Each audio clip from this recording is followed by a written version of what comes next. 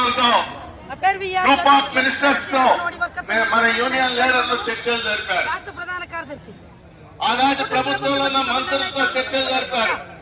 వారు కొన్ని విషయాలు అంగీకరించారు. ప్రభుత్వం అనేది కంటిన్యూస్ ప్రాసెస్. పాత ప్రభుత్వం చేసిన ఒప్పందాలని ఈ ప్రభుత్వం అమలు చేయాల్సినటువంటి అవసరం. ఆ ఒప్పందంలో వాళ్ళు చెప్పింది ఏమిటి?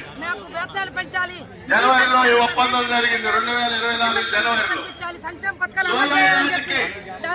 వాళ్ళు చెప్పింది ఆ రోజు బొత్స సత్యనారాయణ మళ్ళీ మేము అధికారంలోకి వస్తాం, ఈ ఒప్పందాన్ని అమలు చేస్తాం, జూలై నాటికి వేతనాన్ని మేము పెంచుతామని హామీ ఇచ్చారు.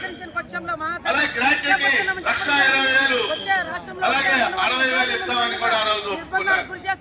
మినీ సెంటర్ని మెయిన్ సెంటర్ చేస్తామని కూడా ఒప్పుకున్నారు. మట్టి ఖర్చులు 20,000 ఇస్తామని కూడా ఆ రోజు ఒప్పందంలో ఒప్పుకున్నారు.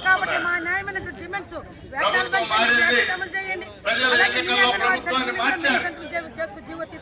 ఏమిటి మీరు అమలు చేస్తున్నారు? ఇప్పుడు ఈ ప్రభుత్వం వచ్చి 9 నెలలు అయింది.